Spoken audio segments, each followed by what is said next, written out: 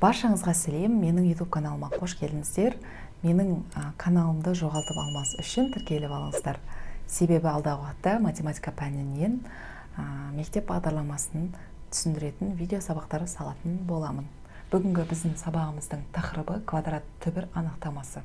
Квадрат түбір ұғымына тоқталайық. Мынандай шаршы берілісіне осы шаршының, яғни барлық қабырғасы тең фигура.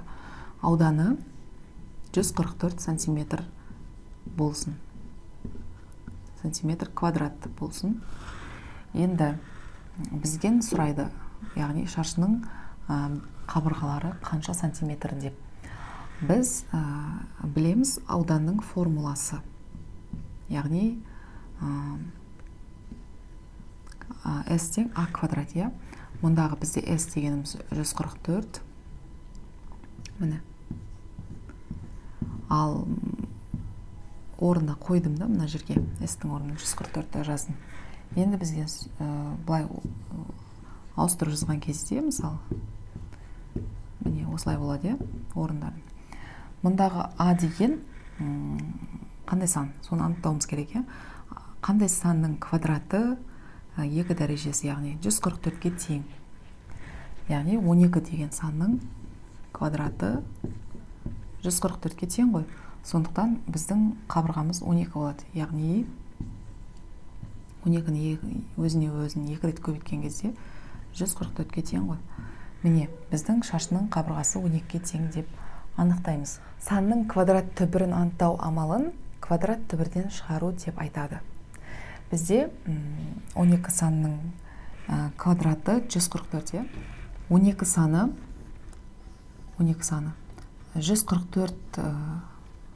144-тің квадрат түбірі болады. Міне. 12 саны 144-тің квадрат түбірі болады.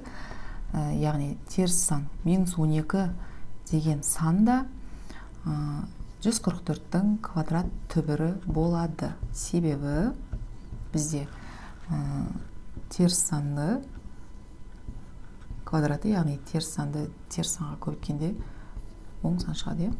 Яғни теріс сан.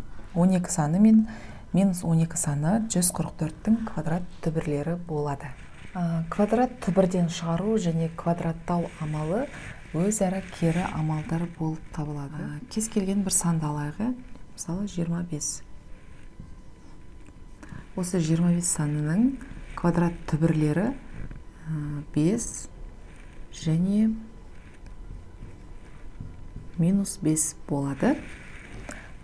Осы 5 және -5 санын біз квадраттау амалын қолданған кезде осы сандарға 5-тің квадраты 25 болады және -5-тің де квадраты 25 болады екен.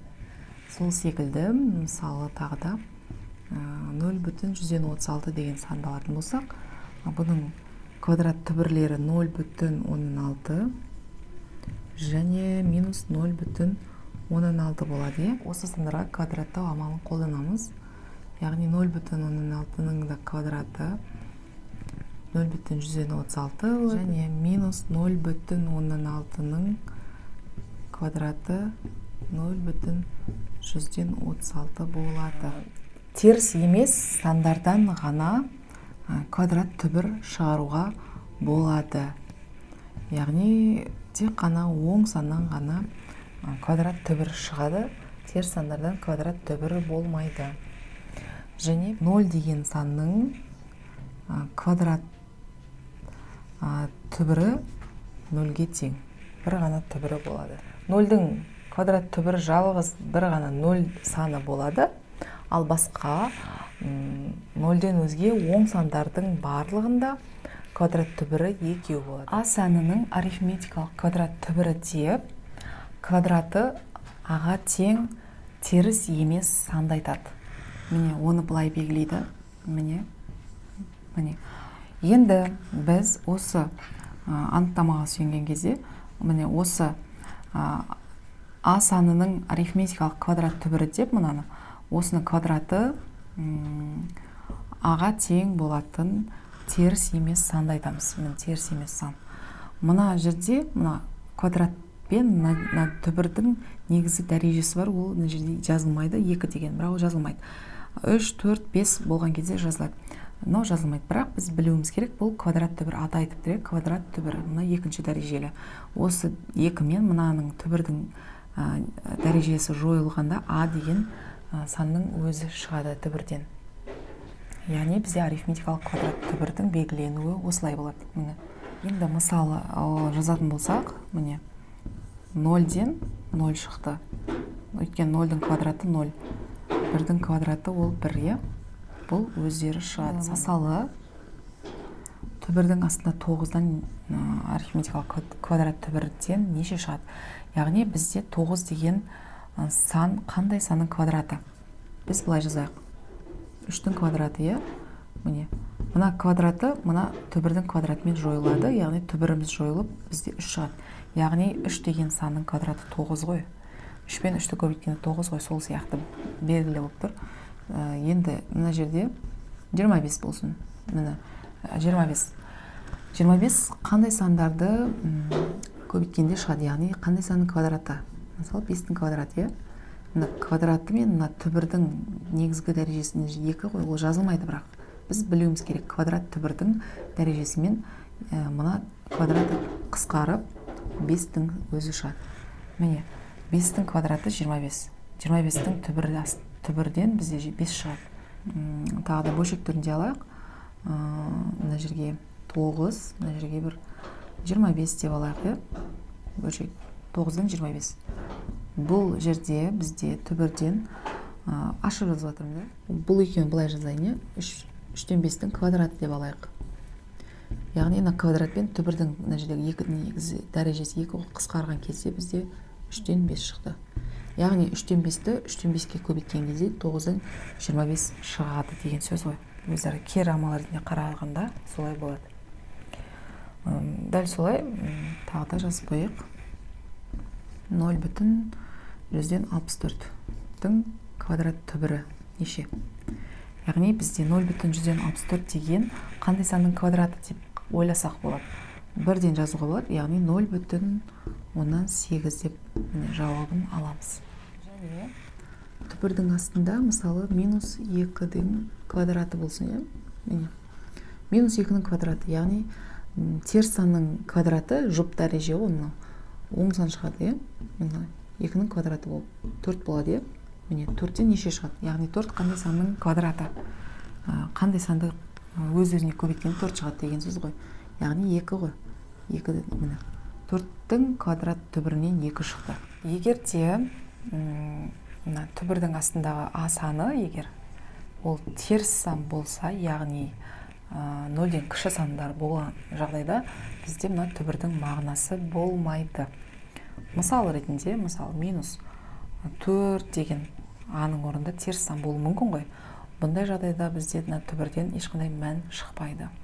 Тағы сол сияқты -0,16 деген сияқты теріс сандар болса түбірдің астында, онда бұл түбірдің мағынасы болмайды. Яғни бұдан ешқандай мән шықпайды. Арифметикалық квадрат түбірдің қасиеттеріне тоқталсақ, бірінші қасиеті, мына өрнектің анықталу облысы бізде 0-ден плюс x-ке дейін болады. Яғни бізде тек қана оң сандарды қабылдайды аның мәні. Теріс сандарда оның мағынасы болмайды. Екінші қасиеті, арифметикалық квадрат түбірдің мәні, яғни оң сан болады. Яғни теріс сан шықпайды. Үшінші қасиеті, x-тің квадраты тең а деген теңдеуде, яғни бұл жерде а дегеніміз 0-ден үлкен сандар, бірақ 0 оған кірмейді. Егер аның мәні 0-ден үлкен сандар болса, онда бұл теңдеудің 2 түбірі болады. Яғни x-тің мәні бізде екеу, біреу оң, біреу теріс а санның квадрат түбірінің мәні болады. Яғни мысал ретінде алайық.